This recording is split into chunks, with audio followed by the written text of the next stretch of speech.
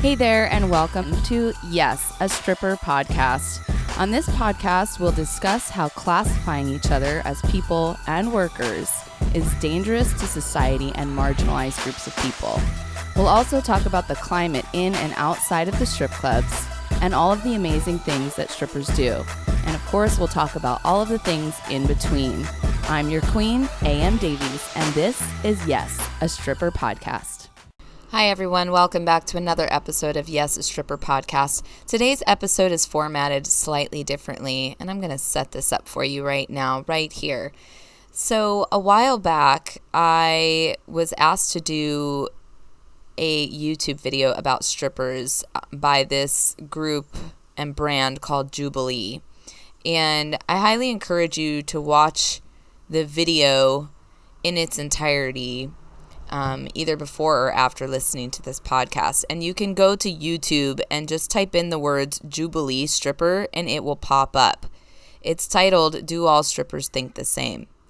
And the idea of this was they put 6 of us in a room and on lines and lines on a floor in the room. And all the lines said disagree, agree, strongly disagree, strongly agree, etc. And they asked us questions, and we were supposed to walk on to these different lines and say whether or not we agreed with or disagreed with. One of the dancers there in particular, her name is Celeste. Her and I butted heads a lot. Turns out she's a baby stripper and I'm a veteran stripper, so our ideals are quite different from each other's. Long story short, the responses to my responses on that video were very negative by the people watching on YouTube. There are a ton of horrible negative comments about me specifically. And then these people started reaching out to Celeste and telling Celeste, you're so great and AM is basically terrible. And Celeste didn't feel right about that. And she didn't feel right about the comments. And she reached out to me and we had a phone conversation. And we decided to do this podcast for a couple of reasons. One, we both still have respect for each other even though we come from different places. And that's something that you don't get on the video. That's something that was edited out. And 2, we really wanted to show people what it's like to kind of come to the table and agree to disagree, to still respect each other's differences, and to also respect each other's space and respect each other's story. And I'd like to give a lot of props to Celeste for having the courage to reach out to me, a complete stranger, and to have this conversation. And also for being so extremely vulnerable on this show. And as you listen through, you're going to notice that she's also sort of still working things out. And the fact that she shows her vulnerability and shows that she's working things out, I just feel like so many people could learn from her. And she's just so humble. And she humbled me. And I'm extremely grateful to have had this conversation, which is kind of a personal conversation also. And we wanted to share this with the public, and we wanted to share this with you. And we also wanted to share it for all of the people that were in the comments on that video saying very, very horrible things about me personally, that there's a backstory to everything. And that, you know, the media does a really good job of editing things. So always keep an open mind when you're watching others and you don't have the full story. You're going to see / hear some clips from the video itself as we dissect what we talked about. Without further ado, please listen to this amazing conversation between myself and my new friend Celeste. Hi. I'm so excited to talk to you. I feel like we have so much to talk about. I I know. guess covered by a little bit, but Yeah. I'm excited to see how it goes. So Celeste and I both got cast for this show, and we disagreed Oh yeah. a lot. Yeah. Yeah, we did. Yeah, do you want to talk about that? Well, at first I was kind of upset, like how can she tell me? Like, it's natural. I feel like anytime anybody disagrees with anyone, it's like, wait, no, it's not like that. It's like it's my way or the highway type of. Yeah. Um, I thought that maybe I wasn't able to speak on your experiences, and I wasn't really able to relate to your experiences because like we live different lives, and I had like for example the DJ the question about the DJ, like, oh, I've never had that happen to me. In this clip, they asked us whether or not to agree or disagree on the following statement: sexual harassment comes with the job. And I didn't like Celeste's response, ... For example, the DJs that we have, sometimes they're like really touchy with the girls, and if you're not the type of girl that likes to get touched, then you tell them no. Like, they won't put you on stage, and they will skip you, and they will put girls ahead of you. So it's either you're gonna really tip them, crazy. and I tend to like tip them I've a lot. never Yeah, and I experienced that. have always like kind of bumped heads with some of the DJs because of that. I mean, it's wrong, and then sometimes like the customers are really. And I was like, but it happens, and I feel like you said, it's not only in the strip clubs, it's even outside of work that people get sexually assaulted, like, Yeah. and it's really that's a big deal too. And it's just so much, like, it was just all over the place. I want to address something that I had said about being 40, 60 years old, and I want to genuinely apologize for that. Like, from the bottom of my heart, I feel like it was just so ignorant of me to say that. At the moment when I was answering that question regarding like my daughter, I had my daughter in my head and all the bad experiences. And you know what? It's not just bad experiences though, because I feel like at the club, now since quarantine, I'm like, I miss it. I miss going and dancing. I miss them throwing money at me, and I miss like working out in a way too. Like, I drink and I get paid. Like, I miss it, and I feel like I took it for granted. And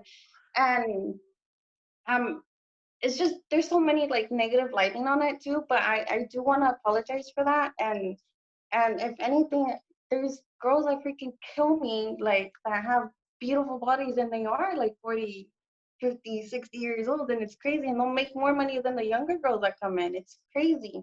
And I just wanted to apologize for that. I feel like that was very ignorant of me The to thing have said is, the thing is like we've all been there at one point in our lives. Like a lot of us, we're conditioned from a very young age to believe that you can only be sexy if you're within a certain age bracket, and that.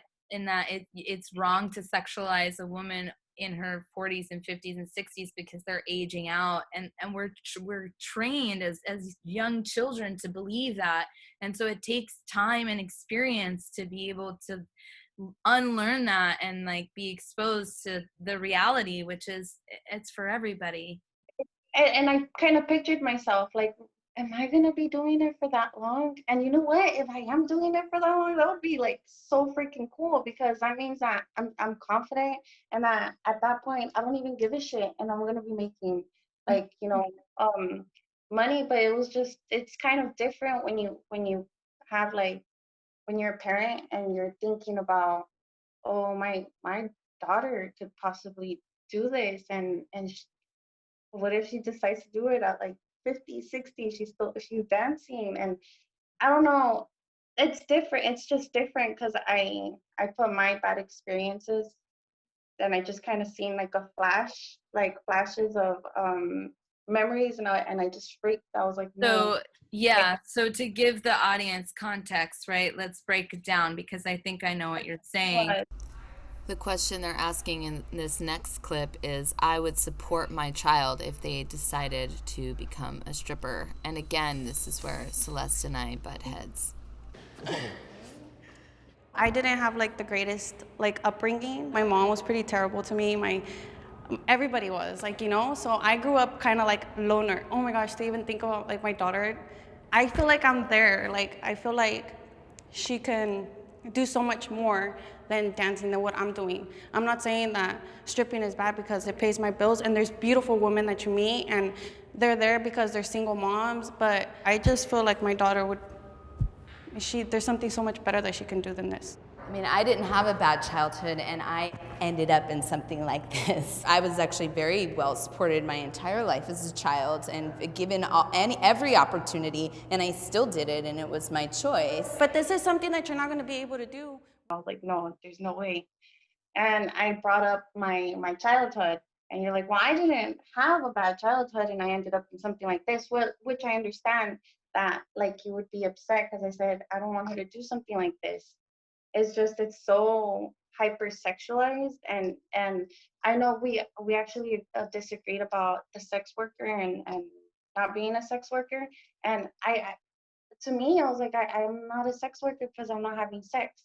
But then we actually fall underneath that category, and I actually see myself more as an entertainer because we're putting up like a persona, and just to like sexualize like imagine my daughter at the time, she's 6, like imagining her in her underwear and that no, I just Right. even now like hyperventilating. Totally. And then I can also see how, because right before that we were talking about the bad sexual assault, sexual harassment experiences you're having at work. And where they're asking that question to a person who also has a child. So I can really understand, like right in this moment, how blurred that must have gotten for you. Yeah. You Because know? I was trying to respect everybody else's like experiences, and I didn't want to discredit anybody because Yeah. I wanted to learn. One of the things that I wanted to clear with you is that when you said, oh, well, the DJ plays favoritisms, whether or not he can grab the girls. And I was so indignant. And I look at that behavior and I'm like, Yeah, and I seen you and Scarlett kind of make eye contact, like, no, she's wrong. So I'm looking at you and yeah, Scarlett. These girls really are like crediting me, but they don't know it's real. Like, but yeah. And yeah, and I look at that response now and I'm like, well, how dare I do that to her? How dare I minimize what happened to you? thank you. Thank How you. dare I? Yeah. Um, and I think, and just to explain my standpoint, which it's not an excuse, is that No. I feel like we're put on display by these people a lot of times, and to be like, and to ask questions that make us be like, yeah, see, like stripping is bad. And Yeah. I think in that moment, Hmm. I was like, it's just, you're just Yeah. trying to prove the point that what we're doing is bad. And it And bothered me.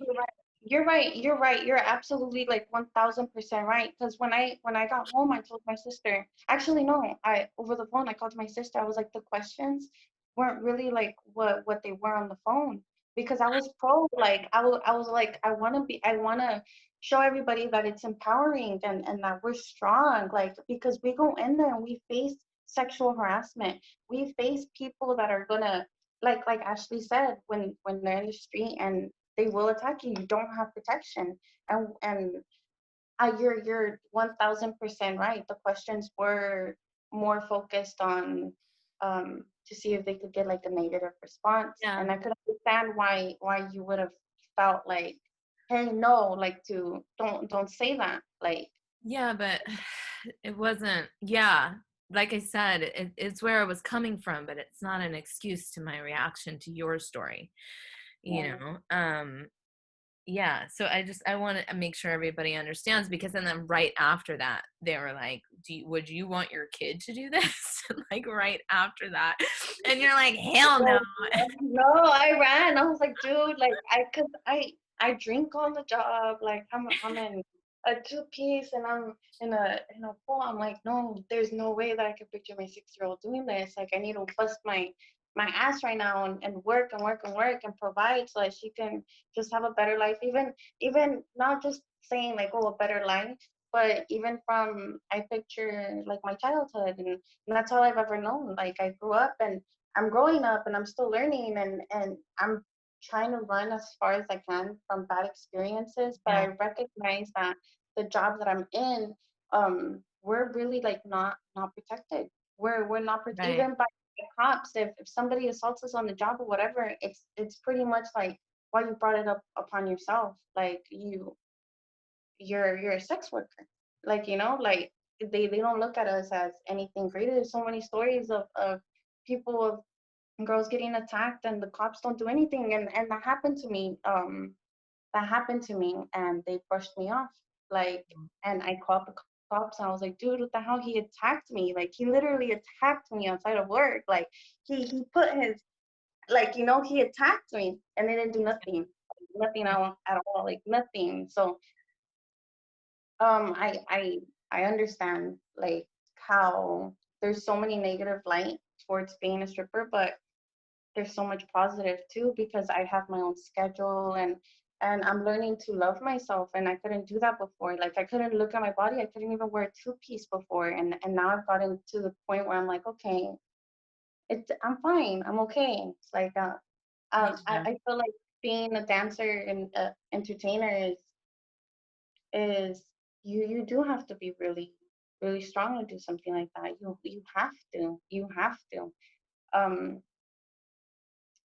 but yeah, you're right. You're right. They didn't really give us any question. Like, they didn't ask us things to kind of bring out the positive side of being a dancer. I think they think they did. I think they think they did, but like what happened between you and I, and also like it's edited a certain way. Like there are other things that we had said to each That other that, we're about. Hmm. yeah, that were cut out. And so contextually, I really like I did look like an asshole. I did, and I also am like, okay, every single comment hates me, every single comment. So there has to be something I need to examine here, because literally the comments are like, I love everyone in this video except for Anne Marie, like hundreds of comments like that. And so Yeah. I'm like, yeah. And so, but I think my favorite part about it is that those comments and people reaching out to you, right? Mhm. Is Yeah. kind of what prompted you to reach To out to me. Yeah, yeah, because I didn't notice the comments that were like that until I was receiving messages like, "Oh, I hope that." Actually, some of the comments had made me cry too, because they were like, "Oh, all of what is it, Rockabye Baby reminds me of you so much," and I kind of started falling, and that's how I kind of just started going through the messages, and I was receiving messages, and I seen a lot of the negative comments towards you, and I just felt like I felt like at the end of it, you even at the end of the show, you were even like, I want to hug you. Like, I know we disagreed, but like we had a respect for each other. We had a I don't think we walked out of there with bad blood. I No, didn't, no, and you didn't because after the video you showed like so much respect, and I love that about you. And so when I seen the comments, I did reach out to you. I was like, hey, like, I'm sorry, like if I offended you too, or if I had said anything um wrong, and I just didn't want to see any other comments like that either, because I feel like you still had so much more to say. I feel like your answers were like no, but I feel like there was more towards your answer that you weren't able to really say on the video, because we were working with such like a small amount of time. yeah, Now that I'm older, I'm like, I see a lot of things like that, and then I think about it later on when I'm home. I'm like, but I didn't tell them why. Like, I felt like that, so I could understand why I would look like a jerk. Like yeah. To me, I did see that I have more experience in general. I mean, what it doesn't look like to most people is I'm about to be 40. I was a stripper for 18 years, and I knew that everyone in the room hadn't stripped as long as me. mhm. And so I just have more experience having these conversations and living in this lifestyle. Are you still dancing? No, I'm not dancing right now, because of my accident. So I don't know if you know, but that day we were filming, my foot was killing me, and I was a partial foot amputee at the time, and they had us standing all day. We were standing, and it was hot. Yeah, it was so hot. Yeah, and if you watch that video, I'm like walking a certain way because like my foot was killing me. So a few months before, like probably 6 months before we shot that, I had lost half of my foot in an automobile accident. Sorry. Yeah. No, it's okay. So and now I've had more surgery since then, but that we don't need to get into that. But my point is no, I'm not dancing now. And because I'm a union coordinator for strippers, I would not get hired anywhere because I'm basically, yeah, Okay. So yeah, you're helping us too. Like yeah, you're giving us voice. Like and thank you so much for that. Because yeah. thank you for You're bringing us welcome. a voice, like being so vocal about our rights and that we do have rights and that we are human and that we do deserve like equal treatment. But even like just thank you for what you're doing, Thank like you. for us. Yeah. And I can understand why you were so passionate about. So you understand now. Yeah, because you I'm didn't know any of that. Yeah, I didn't know. So when I was saying like I wouldn't support you, like no. And then when the sexual harassment with like the DJs, because it's a real thing, and it even happens with managers. But then there's also like really beautiful freaking DJs that I love, and that's, oh my gosh, like I don't know what I would do without them. Like I wouldn't make money without them. Yeah. But you do have to tip them, or else they will not, like they will not put you on stage, and they won't put on your songs. I know. And if you're not flirty, if you're not giving the money, then you have to be flirty. And if you're not being flirty, then it's not gonna happen. So I understand how we kind of like bumped heads with that, but that's why I wanted to know like your side of the story and like your point of view. And Yeah. I found out that you're like an advocate for strippers. And thank you for that. Yeah, Thank you. you're welcome. And I felt, and I always feel, a level of responsibility when I'm speaking for strippers and sex workers. And I knew that that was going to be a highly viewed video. And and at the end of the day, regardless of what the civilians in the comments think, I know I did as much as I could for the community that I represent, and that's what really matters to me. And so when that question was asked, would you support your child if they chose this line of work, and you said no, and I said absolutely yes, my response to you was to basically, I think the reason why the majority of the comments were sided with you specifically on that topic was because the general consensus is that stripping is bad and that you have to do everything you can to keep your daughter off the pole. And what I saw in your comment was a perpetuation of what I find to be a false narrative. I think it's a damaging narrative. I think that it perpetuates the message that we should control our females' choices of what they do with their body. And that's where I was coming from in hearing, and then it being validated by a stripper that they would never want their child to strip perpetuates the message that media and other, like, locker room jokes are, that you don't ever want your child to do that. And when being said by another stripper, it's just like so validating for the general consensus. And my point was to be like, she should be free to make her own choices, and you should always support your child in making choices with whatever they want to do with their body. And that was my point. Yeah, I feel like until we're protected, until we're treated equally, until we're not looked down upon, then, but even then, I just feel like I just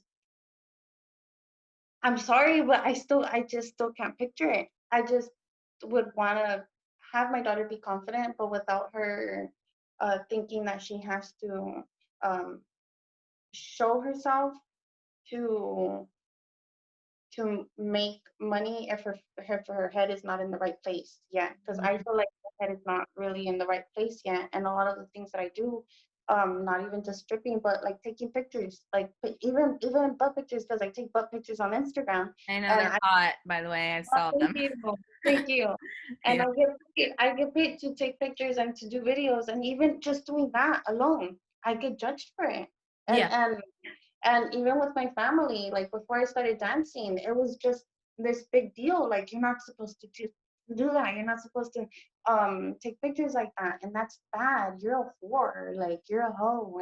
And like you said, Instagram, I don't get that type of treatment. Like really, I have more like mostly positive messages, and they're so nice to me. Like I love them so much. But um as far as like body wise, I feel like that's just like a worldwide issue. Like there's a lot of people that have problems with us being confident and showing ourselves, and they try to exploit us in a way too. Like they're bringing it onto like children like at an early age. Even the Yeah. Disney Channel and stuff, they're sexualizing them, like making the people like the kids kiss and stuff, and they didn't do that before, and now they're doing it.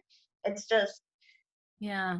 that question still like I still feel like oh no. There's a clip where I say to the other woman, not Violet and not you, I can't remember her name right Actually, now. Ashley? mhm. So whether or not you want them to do it is two different things. But if they Yeah. did it, would you support them, or would you do what your family is doing, which is like you shouldn't do that, you're a whore, which is the Um, opposite of well, supporting? my cousins are doing that. So like Okay. my cousins are the ones that are just like, hell no, she's so bad for this and stuff. But my mom, I actually told my mom before I decided to do it, and my sister and my brother is, and it's so crazy because I was all like, I'm a person that's like, I don't want anybody to have any type of anything on me or any type of dirt or say, oh yeah, like I seen her at the strip club, do you know that your daughter's dancing? So what I did was I had always joked around about becoming a stripper, and I heard the song "Get Up 10" by Cardi B. So I before I started dancing, and she's like, I okay. She said I said stripping, not fuck. Don't get it confused. So I was like, you know what, stripping. It doesn't sound like it would be bad, but she's making money. So Yeah. and I was working at a car dealership hours straight. Like my feet were so swollen. I wasn't spending time with my daughter. My daughter was having a hard time at school, and her teacher had put me to the side and said, "Hey, your daughter like she seems very withdrawn, and she's not playing with the kids. He doesn't want to play. Is there something going on at home?" I told her, yeah, I'm working a lot because I had just left my husband at the time and I was a single mom. And I started just working my ass off because I wanted a car, I wanted a house, I wanted to provide for my daughter, I wanted to do it all. But at the same time, I was like neglecting my daughter with time, like without giving her time. Yeah. And as soon as I started dancing, it was just the weekends and I was making so much money. And I was like, dude, like, how is this happening? I'm taking my daughter to get like, I don't know, like vacation time. And I never had that as a kid. So I'm absolutely so grateful that there is a job like this. And I love selling cars, but with my daughter, it gave me the time, it gave me the schedule, it gave me the money, it gave me the independence. I left my baby daddy and I was like, how in the hell did I rely on him to tell me that like when I'm beautiful and when I'm not? Like I started dancing and I felt beautiful. Like I feel so good. And there was guys that would come in and not all of them are jerks. Like there's some really decent guys out there and they just want to talk and I would sit there and talk and they would tell me their story and I just felt good even talking to them. I think you made a comment about that too, about kind of being like a therapist at the same time. I think you said that it's like and it's true because not only are we helping like other people really are helping other people like whether they want to recognize it or not. There are guys that go in there and they do lose their wives or whatever and we make them feel special and they make us feel special Yeah. and and it's only like human like to feel like a connection like that too. But um I feel like I have a lot of things that I need to work on as a person and I don't know it all and I'm learning. And I feel like that's why I wanted to like speak to you because I sensed that you're a good person. Like or I sensed that your intentions were good, even though we have different experiences and different points of views and even today we still won't agree on the whole Yeah. kid. Like Yeah.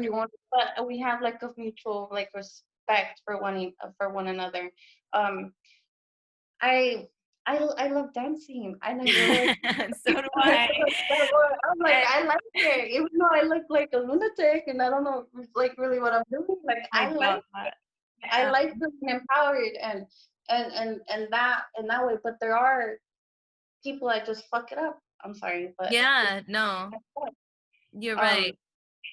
Yeah. yeah, And that is, therein lies the duality of this work, is that it can be so freeing and blossoming and eye-opening and enriching in one aspect, and then on the other side of the coin we're being stolen from and assaulted and nobody gives exactly. a shit. Yeah, so it's very like, and that's like, it's like, well, why do you do it? It's because the reward is worth the bullshit I put up with. Exactly. Yeah. Yeah. Like even just the working twice, 3 times out of the week. Like, come on, who's gonna work like 2, 3 times out of the week and make enough money to pay their car, their rent, Yeah. spend time with their daughter, take them for vacays, Yeah, and like you said, it's not just the money, it's that the way you make the money affords you the time to continue doing what you love in life, you know? And so, and you also touched on the intimacy factor, and that you meet interesting and nice people, and like there's just so many positives, and then there are these really, really opposite end negatives. There's all kinds of things to learn as a new sex worker, and because new sex workers start off as civilians, and all of us are trained and conditioned, and the more you start to do the work, the more you start to understand the bullshit comments, and yeah. b, like how to think and feel around other types of sex work, like that starts to develop as well, because we're all kind of conditioned to think that there are levels of being that are better than others, whereas Yeah. the way I see it is there's nothing that's better than anyone else. It's what your choice Yeah. is that you do with your body. I'm glad that we spoke about it Yeah.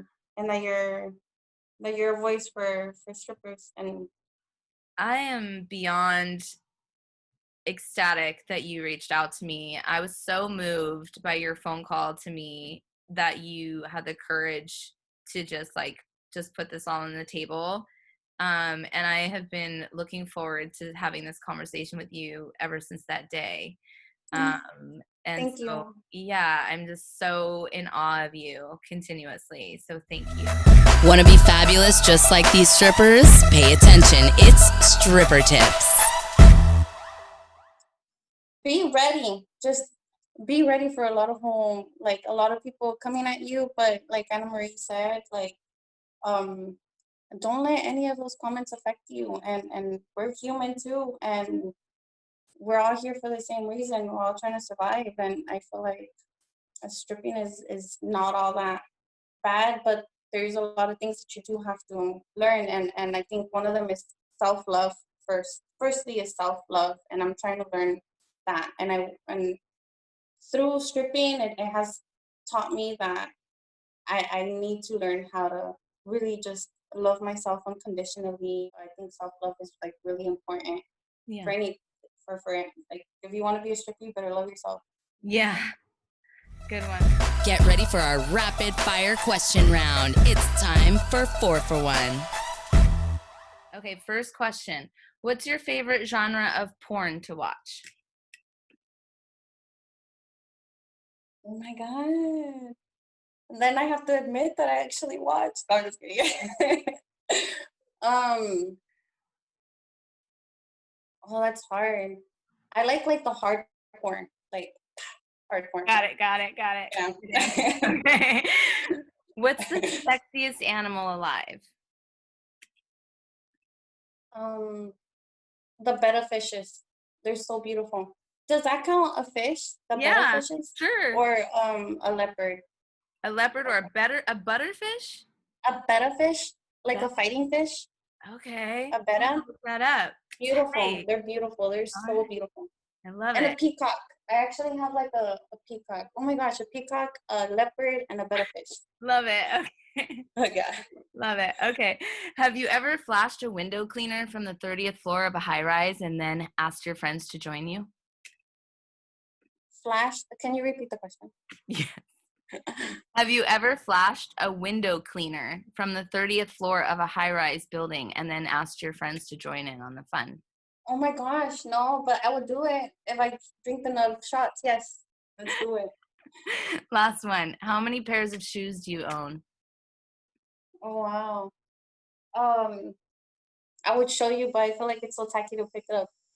I I own too many. Probably I'd say no, not too many. I'd say like around 50 to 60, but I only wear like 3 pairs. I know, right? I know. Yeah, I'm like, I just have them there to look pretty. Like, what is this? Yeah, I know. Yeah. Like a collection, but you only wear like the 3. Yeah. Same. Yeah, I think it's like an aesthetic thing. Like, you just want to look at them and they look so pretty. You're like, I already spent money on them. Why am I gonna throw them away?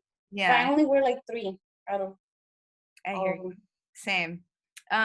So Celeste, can you tell everyone how to find out more about you and how to follow you and your Well, you can follow me on Instagram at Celeste. Hello, CELESTEHELLOO.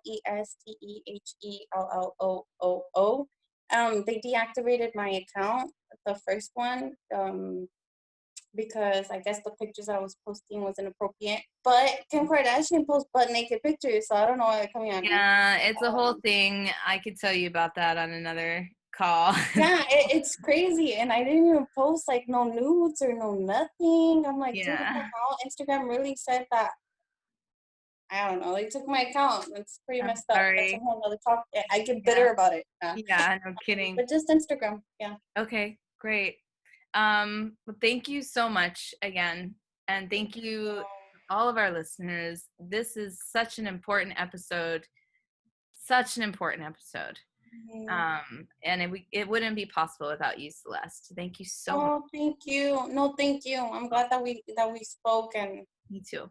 thank you. Yeah, you're welcome. Thank you. All right. Stay cool out there, guys. See you next Wednesday. Bye. Hey, guess what? We're now accepting 4-for-1 submissions from our listeners. You can send them in via Instagram at YAS a Stripper Podcast or on Twitter at YAS a Stripper Pod.